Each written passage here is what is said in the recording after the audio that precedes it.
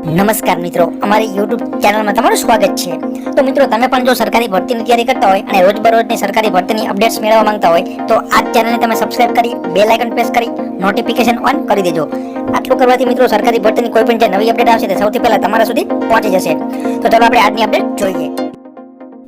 National council four teacher એજ્યુકેશનની એક બેઠકમાં 1 વર્ષીય બીએડ ઉપરાંત અન્ય ટીચિંગ કોર્સને લઈને ઘણા મહત્વના નિર્ણયો છે તે લેવાયા છે, જે અંતર્ગત લગભગ એક દાયકા પછી એટલે કે 10 વર્ષ પછી બીએડના કોર્સમાં એક મોટો ફેરફાર થવા જઈ રહ્યો છે, જેમાં હવે 1 વર્ષના બીએડ કોર્સને ફરી માન્યતા છે તે મળશે। રાષ્ટ્રીય શિક્ષા નીતિ 2020ની ભલામણ પછી હવે નવી શરતો સાથે ફરીથી 1 વર્ષનો બીએડનો કોર્સ છે તે શરૂ કરવામાં આવશે।